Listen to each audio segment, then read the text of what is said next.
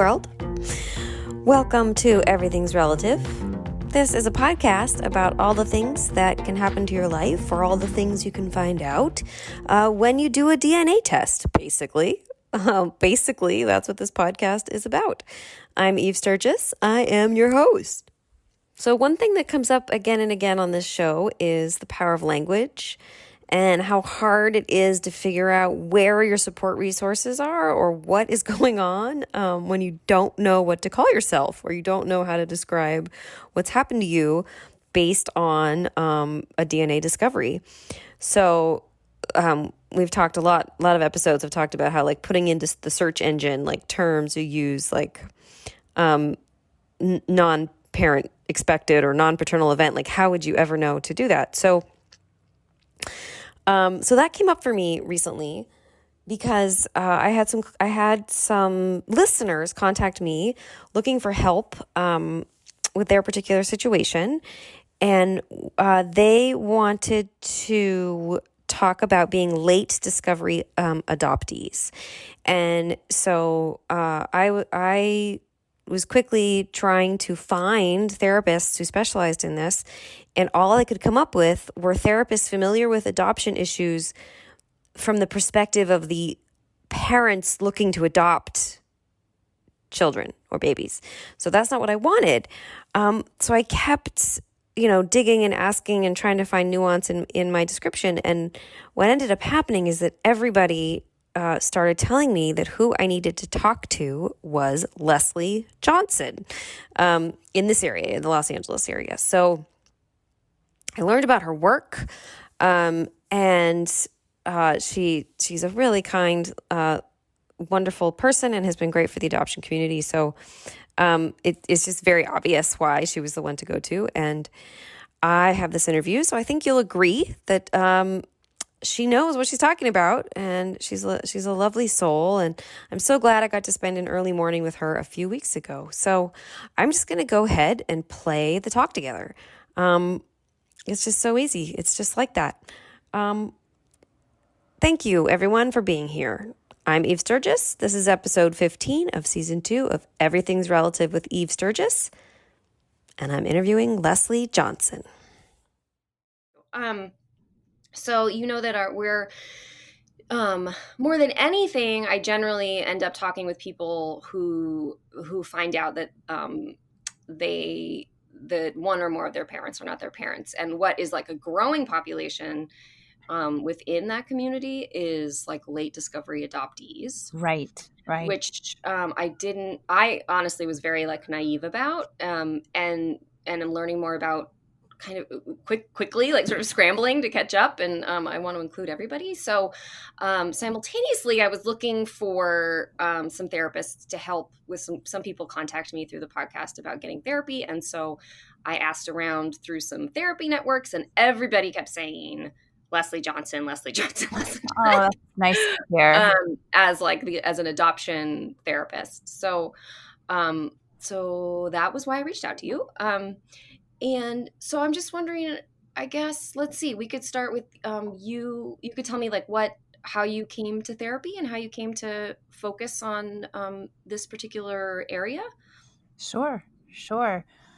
So I've been like a licensed therapist since 2003 and started out just with a general practice, and very, very early on started I don't think there are any coincidences, but I was getting a lot of referrals or people contacting me who were members of the adoption and foster care community. And I myself was adopted, and I spent a lot of time in therapy myself in my early 20s, but was never talking about my therapist was not an adoption trained therapist or really, I don't think thought adoption was a thing, or, separating a child from their biology, their first mom was significant. Mm-hmm. And I spent a lot of time in therapy talking about things that now I've come to learn were really related to that early separation loss. But we weren't, she wasn't helping me connect the dots. So I started thinking this might be a great area for me to work with. So not that my personal experience would be the same as everyone else's, but it may. I thought my personal experience might inform my professional work. So I spent a lot of years getting trauma trained. So this idea that separating a child from their biology is traumatic to both baby and or infant or child, and often birth mother as well. So I got trained in some brain-based therapies that, including EMDR, brain spotting, the trauma resiliency model, just in order to help ameliorate trauma symptoms, but also that these therapies um, work well with implicit memory, so that that trauma that happens before a person has autobiographical memory or language to describe it. Um, Mm-hmm. so that's in a nutshell kind of how I got here. And so now I do individual therapy, I do coaching, I have a virtual course for adult adoptees, other support groups, and yeah, it's wonderful work, and the community aspect. And I think you can probably agree that that's part of the healing too, is when people find other people that have had maybe not an identical experience, but a shared experience, and how just how profoundly healing that can be. So powerful to connect with somebody that understands. Yeah, Yeah. absolutely. And I actually think, and this isn't always the case across all um, facets of therapy, but in just anecdotal experience, it feels to me like adoption specifically, people very much want a therapist that has experienced adoption on one end or the other. Um, It really has kind of come to that, and yeah. it's interesting and understandable too. I mean, it is Hmm. understandable too. Right. Yeah, absolutely. So, what is something? So now at this time, you have do you serve both adult adoptees and also families who want to adopt, or do you focus primarily on adult adoptees or So I work with adult adoption? adult adoptees, Mhm. adoptive families, adoptive parents. Um, I do some work with. I also work with first parents. I do some work with prospective adoptive parents, but that's really more psychoeducation, right? So talking about, I think adoptive families are best served when adoptive parents have done their work around why they're choosing to adopt, Mhm. and really, really helping parents understand that adopting a child, isn't a replacement for a child they couldn't conceive, nor a replacement for a child who may have died. It's one way to form a family, but really talking about the both ands of adoption. So for adoptive parents, their adopted child might be the answer, to their dreams and completing a family. But there's also or and not but and there's Mhm. also that element of grief and loss for everyone involved in the adoption community: adoptive parents, first parents, and of course the adopted person. Mhm. Yeah, yeah. And do you feel like in just from what you have seen, it feels to me, or I would have thought before now, that people adopting children, babies, and not telling them was an older practice. But I'm still meeting people in the late discovery adoption world who are pretty young or younger than me. Do you feel like it's still happening, out there? So I don't think it's happening as much. But I do think it is still happening a little bit, and I am I am, so such an advocate for openness in adoption, certainly truth and transparency. Every person deserves to know their it's a birthright to know your birth story and your history and your genetic history. Um, and I do know that there are still families that choose not to share really important information with their child. And I do also know there are still a few families that choose not to tell not to tell their child that they were adopted, and which is really really surprising, especially in today's society where there's so much information available, Yeah, right? So these I was just kids, thinking, yeah, I was like, "Oh my yeah, gosh, you're blatantly turning your back on right. so So much information." really educating adoptive parents that I want you to be your child's best advocate. I want all of the information to come filtered through, not filtered, but come through you, so that your son isn't over at their friend's house on Facebook, scrolling through Facebook, and finds that they have, siblings, and contacts them. And, Mhm. parents will kind of say, oh, yeah, that's never going to happen. Well, I've seen it happen many, many, many, many times. Oh, And what no. that does is it creates a real breach of trust, because kids think, wow, you haven't told me this. What else haven't you shared with me? And it's a real issue. Yeah. Yeah. Yeah, that rings true with, I mean, my experience, not an adoption story, but definitely feeling incredibly confused about the trust and the feeling of Right. betrayal, and trying to even explain that to my parents, who I think probably, I can't speak for them, but I think, and I bet you've experienced this, but when you said be your child's best advocate, they believed they were being my best advocate. They thought they were making a choice on my behalf. Right. So it's a very confusing paradox, kind of. I think for people, who can't. I don't know. I don't want to let's not digress into talking about my parents, but No, but but I I know think, that it's common. It's not an uncommon experience for in this yeah, world. I think you're right. I think that's perhaps true, that the parents think that they're protecting their child, or this can be for adoption. This can be parents who choose not to tell, um, parents who have had their child, have had a child out of their relationship, and decide that the if they've had if mom has had an affair and decides that the person she's with is going to be raise that child as their own, and they decide not to tell the child. um, Instances where there's rape involved and that's not disclosed. I mean, all of this, it's like I don't believe it's a parent's job to shelter their kids from their child's truth, right? Hmm. Of course, we're going to talk to kids in an age, about these things in an age appropriate way, and when they're developmentally able to understand the concepts. But I always say, if you're telling me this, if I'm talking with a parent, if you're telling me this, and I know, my guess is you've told someone else, and eventually your child's going to know, and I would want your child to know that information coming from you. Yeah, yeah. I think it's hard for people to conceptualize how how long life is and how information travels. Right, right. um, um, yeah.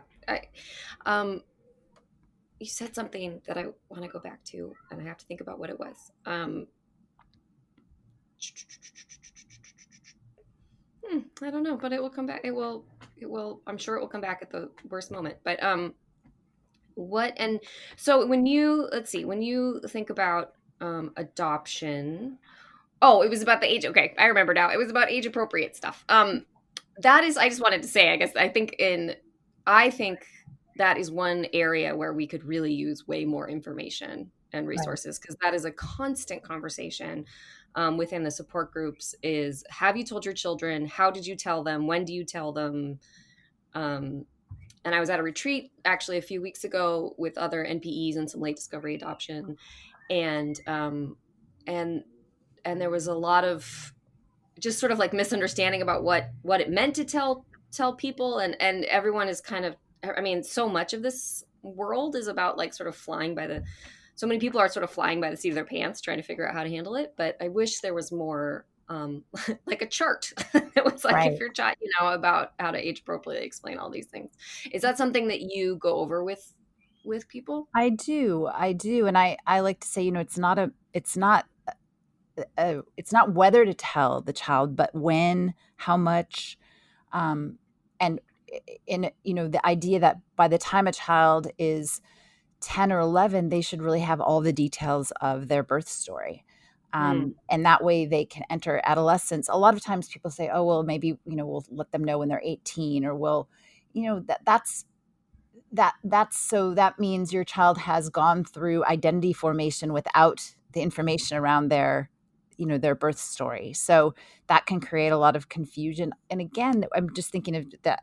When I have worked with late discovery adoptees who find out, later, so LDAs, late discovery adoptees, they Hmm. find out later in life that they were adopted, and just the immense amount of feelings of betrayal and mistrust of self, right? So a lot of them will say, I kind of knew something, I knew something was different. I never felt I belonged, or I just felt something was off.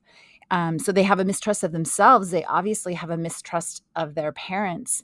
Um, a lot of so a lot of adoptees suffer because of that initial separation, and the early separation and loss. They have hypervigilance, anxiety, depression. So if a child doesn't know that part of the reason that they're maybe having some of these symptoms is because of this early loss, they just grew up wondering, why am I so anxious? Why am I always waiting for the other shoe to drop? Why do I have uh, so much anxiety around change and transition? Hmm. So Yeah, it's kind of like it's yeah, kind. I mean, I hadn't thought of it this way, but there's lying by omission is one thing, and then there's kind of it's almost like gaslighting by omission yeah, because yeah, the confusion about who what how, trusting yourself right, about your understanding of yourself is right. parents' relationship notwithstanding. Yeah, and then sometimes people will discover that they were adopted, when their adoptive parents have died, and they're looking through their this is really common, they're looking through their parents' paperwork, and then they find these documents.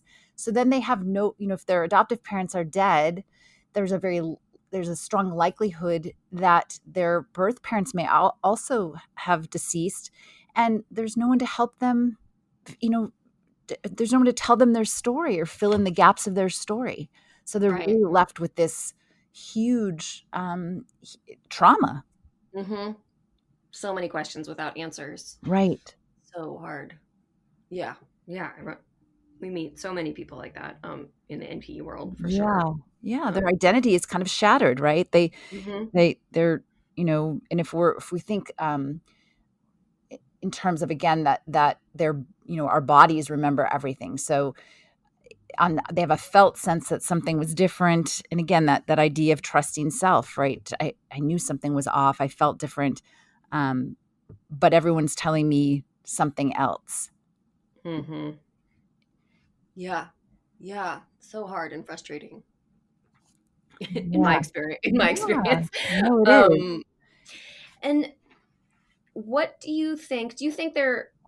I mean, that feels like a silly question to ask you to narrow it down, but do you feel like there is something that you wish that people could know more about adoption, or is there a thing that you wish people, the general public, or was more known or more talked about in the about adoption? Well, I think that I'm really a proponent of elevating the voice of the adoptee and listening and learning from those who have had the experience of being adopted. And there's so much that can be learned. And I think for so long, the adopted person was told that they should be grateful, that they were lucky, um, that the narrative was that adoption was solely a great, wonderful thing. And I think that we know, again, the both ands, that I can say as an adopted person that I actually I do feel grateful that I was adopted. I grew up in a loving home, and I've had the opportunity to meet my biological family. So I can say that I feel grateful around it. And I can also say that I, you know, I had a lot of anxiety, have a lot of anxiety, have had to work really hard to heal wounds related to that early separation trauma.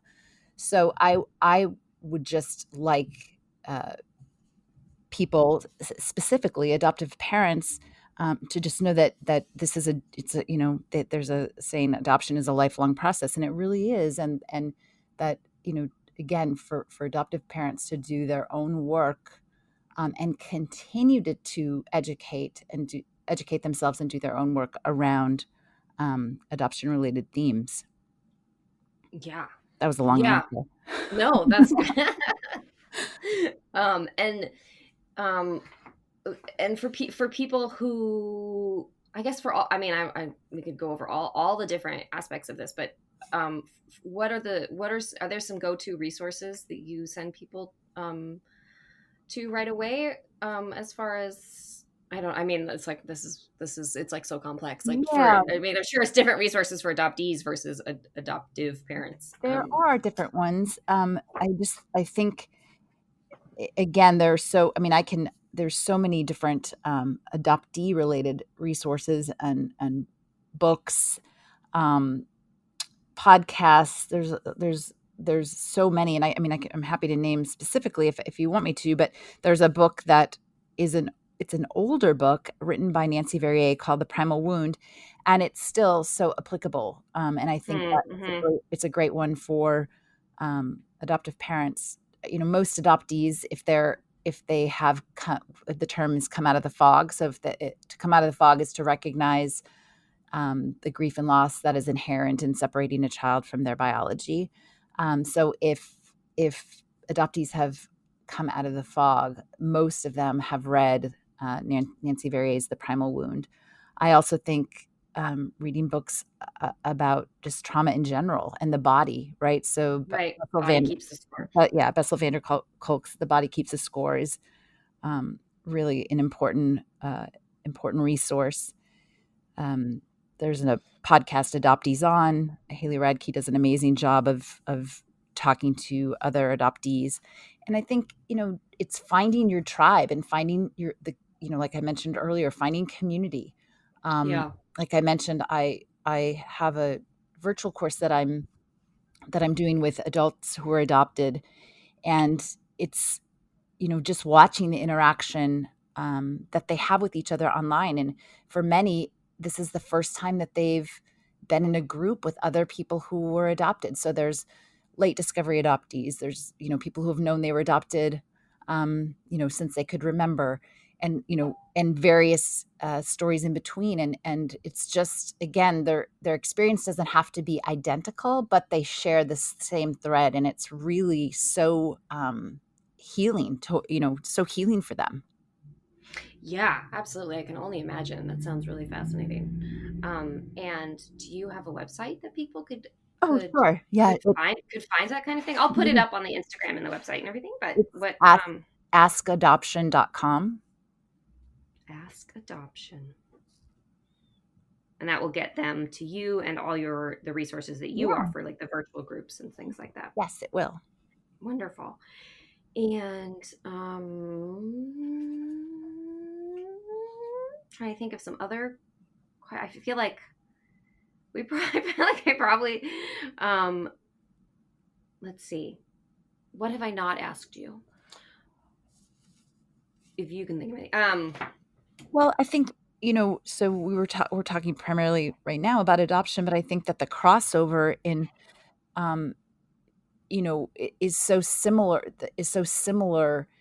When someone finds out, that the father that they were raised by isn't their biological father, and just those issues of trust and identity, and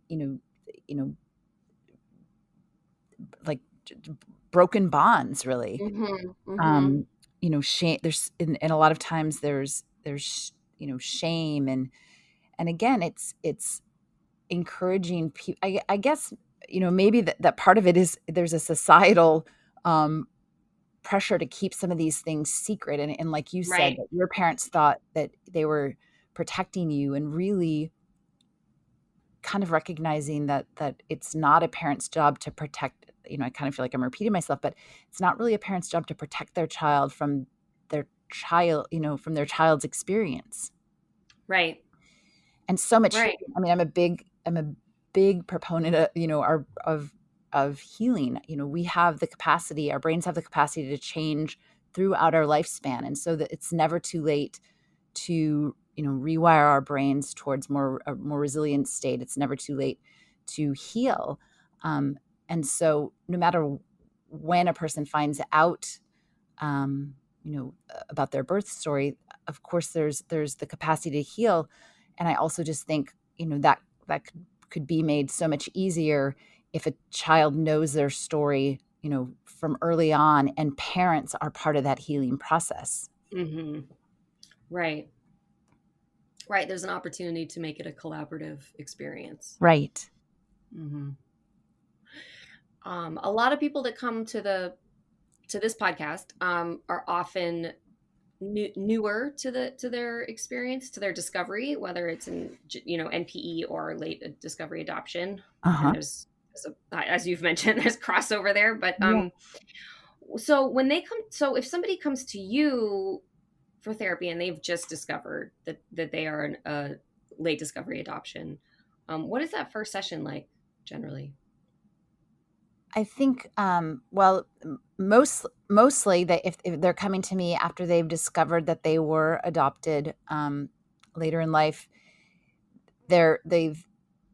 if they're coming to me, they're recognizing that it matters, right? They're recognizing that it's something, and most of them have come with symptoms of anxiety, depression, shock, grief, grieving the identity that they thought that they had, betrayal. So the maybe the first session or first few sessions is just allowing them to tell their story and normalizing some of their reactions and responses to what has happened, and then perhaps helping them find community. A lot of clients come to see me because they want to do the EMDR therapy or brain spotting therapy around some of the trauma. But I think that's kind of what some of the first handful of first sessions would look like. Yeah, I think across the board, therapy is often about this, but I think it's so important to normalize everybody's reactions. I think that's really something that people have to, that's part of finding a community, whether that's a group of people or just a therapist, is finding someone to say all your feelings and reactions are totally normal. Right. And this is why there's anger. There's a word for that. It's called betrayal. And offering a vocabulary is so important. And and helping them connect the dots of their story, even though the story has been, kind of jumbled, helping them integrate this new information into their story. Yeah. I think, it's, I imagine that there's something to be said about just providing, I don't imagine, I am a therapist. I know that there's something to this, but, but that there's something to be said about offering a safe space to just, be with the confusion and be with the experience and, say out loud things that like for me, even like I'm 2 years in and I still have moments. I even just had one while we were talking about something that doesn't make sense. Right. And I can't, in my day-to-day life, I have all these things that need to get done. And it's so nice to have one safe place where I can be like, hey, like, listen to this thing. And then they said this, and that doesn't make sense, right? You just need a plate. There's something about somebody saying, that's ridiculous. And giving yourself the time. Right. Nobody needs anything from me when I'm with my therapist. Right. Yes. It's the only time for me to focus on this strange thing. I don't know what it, thing. And so to collaborate, right? To listen, so nobody needs anything from you. You get to have that space and hopefully collaborate with your therapist on ways to heal, ways to work with difficult feelings and strong emotions. And yeah, absolutely. Wonderful. Is there anything else that you want to tell me about your practice or your work with adoptees that I did not ask? Because sometimes people expect a question that I didn't think of. No, I mean, I think you asked great questions, and I appreciate I mean, it's so interesting how there is so much crossover, and um, right after you contacted me, someone contacted me with a story that wasn't adoption related, but um, was a non-paternity event, Mhm.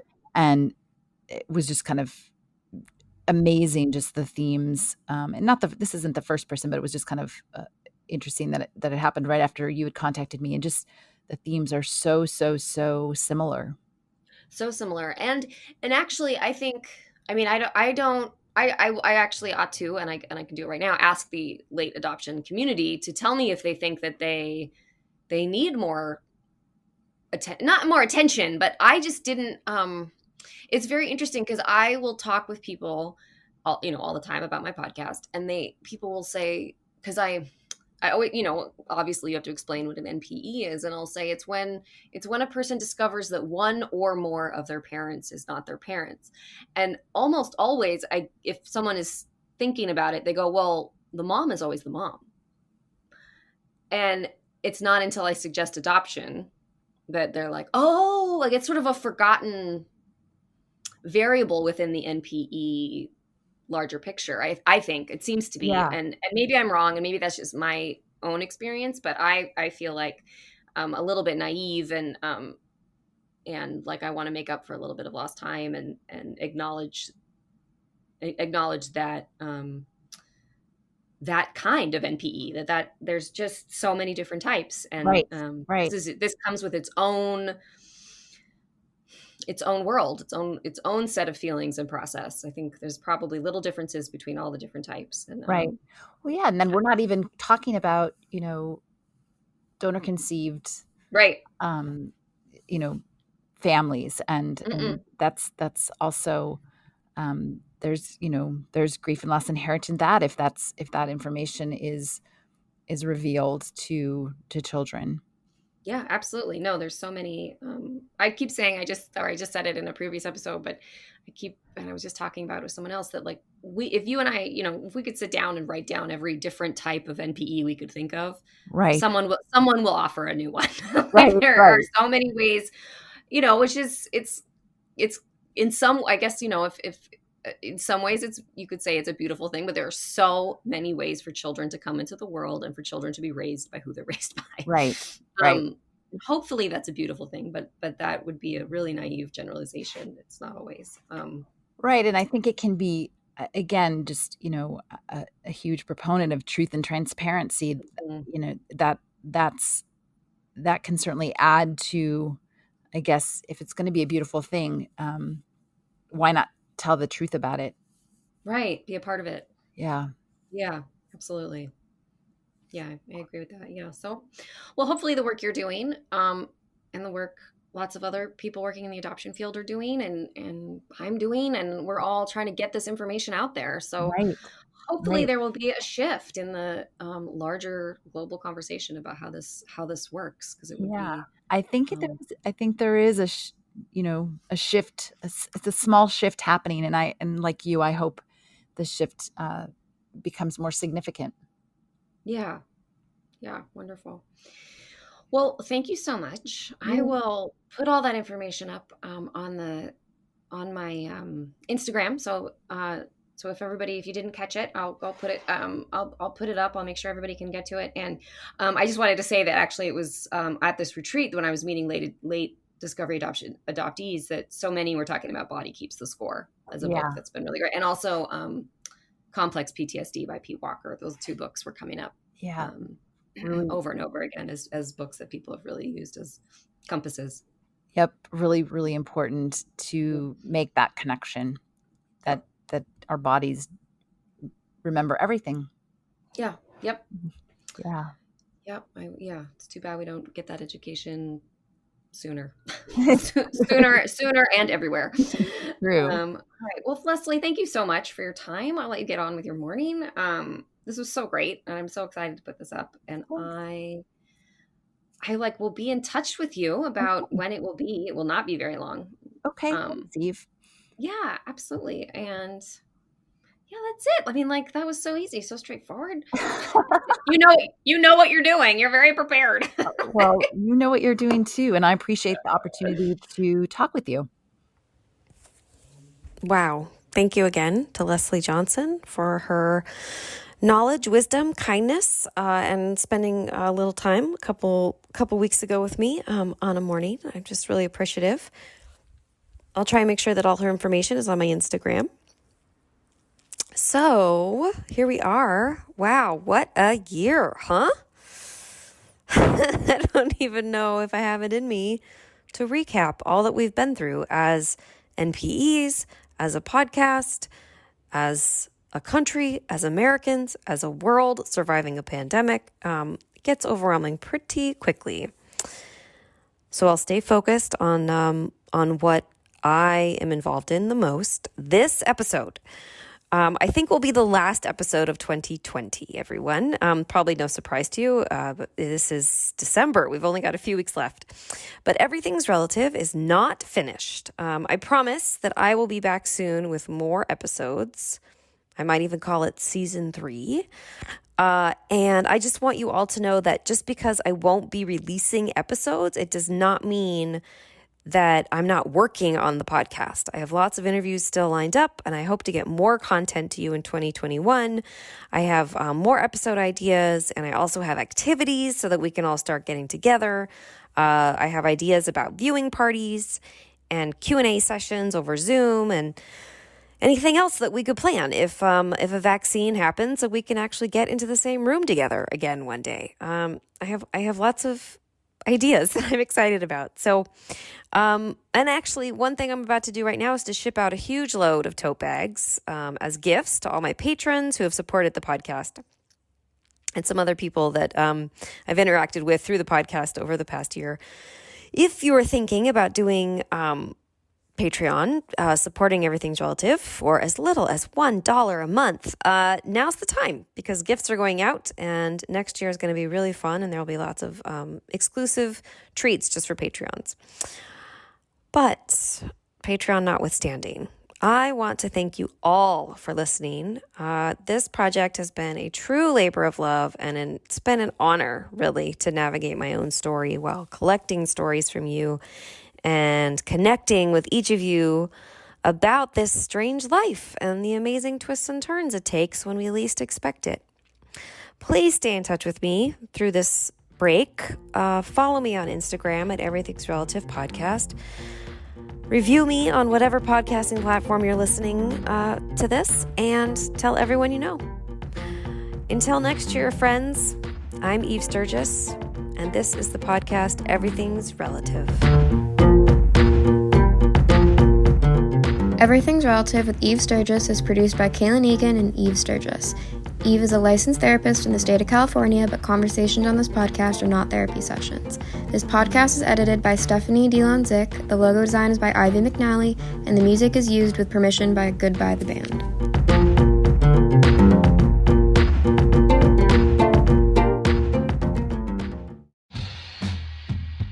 Have you ever encountered an unexplained hairy bipedal hominid in the woods? Have you received telepathic messages from an unidentified aerial phenomenon? If so, then you need to listen to Bigfoot Collectors Club. I'm Michael McMillan. And I'm Bryce Johnson. And together with super producer Riley Bray, we make up the Bigfoot Collectors Club. That's right. Every week we talk to actors, comedians, writers, and paranormal experts about their personal paranormal histories and share stories of high strangeness. Like the time when we talked to Craig Ferguson about the Loch Ness Monster and when a sea witch told him he had raven magic. Or the time I asked Pitch Perfect's Anna Camp her opinion on cattle mutilations. Past guests have included Rachel Bloom, Jen Kirkman, Paul F. Tompkins, Bobcat Goldthwait, and more. So if you've ever been abducted alongside 5 reindeer by an alien with drills for hands, or witnessed Bigfoot crawl out of an interdimensional portal, don't laugh, happens all the time. Then check out Bigfoot Collectors Club on Campfire Media or wherever you get your podcasts. Bigfoot Collectors Club. You're here to believe us. Wait, is that how it goes?